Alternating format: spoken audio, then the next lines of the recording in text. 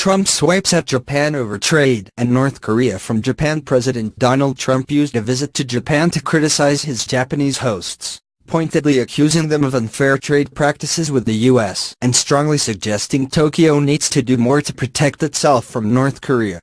In both cases, the president's inflammatory rhetoric displayed an ignorance of basic facts in context that undermine his criticisms of the vital U.S. ally. During a press conference with Japanese Prime Minister Shinzo Abe in Tokyo on Monday, Trump took a veiled swipe at Japan for not shooting down ballistic missiles that North Korea sent flying over it in recent months. Abe will shoot them out of the sky when he completes the purchase of lots of additional military equipment from the United States, Trump said. The Prime Minister is going to be purchasing massive amounts of military equipment, as he should. And we make the best military equipment by far. Abe said he was considering such a deal, but declined to fully endorse Trump's enthusiasm for shooting down Pyongyang's future missiles, saying instead that they would only be shot down if necessary. Trump's heavy-handed directive to Tokyo was in response to a question that alluded to reports over the weekend that he had told Asian leaders that he couldn't understand why a nation of samurai warriors failed to take down North Korean missiles recently. But Japan had several reasons to refrain from doing so. As Japan Times notes, the Japanese military quickly determined that the missiles that North Korea sent flying over Japan in August and September were not going to land on Japanese territory. They also calculated that given the speed and altitude of the North Korean missiles, they would have been hard to strike down with their current missile defense system. If Japan had tried to intercept the North Korean missiles and failed, that would have been hugely embarrassing and undermined the credibility of their defense systems, potentially making North Korea more confident about launching an attack. Furthermore, there were legal complications.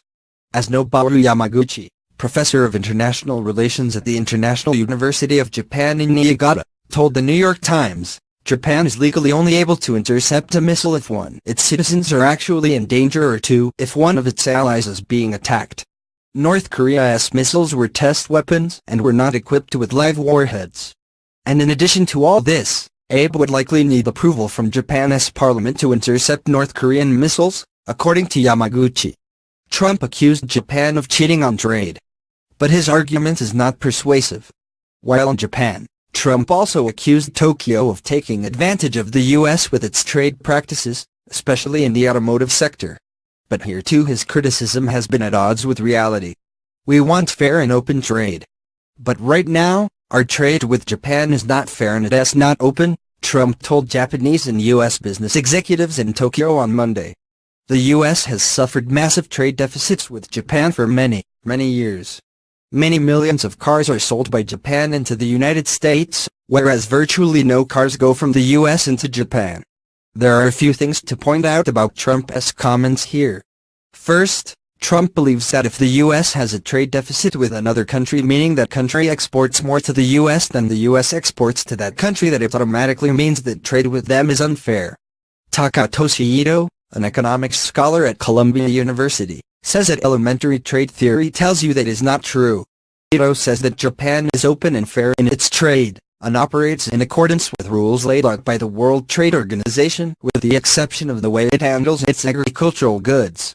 He says that when a country like Japan has a trade surplus with the U.S., it has a reflection of comparative advantage. It makes products that the U.S. wants more efficiently than the U.S. does.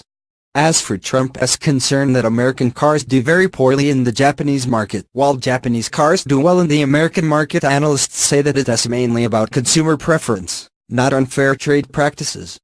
Caroline Freund, a senior fellow at the Pro-Free Trade Peterson Institute for International Economics, points to the fact that Germany sells more cars to Japan than Japan sells to it. The Japanese market is accessible provided U.S. producers make a car that appeals to the Japanese people, Freund says. In other words, the real issue isn't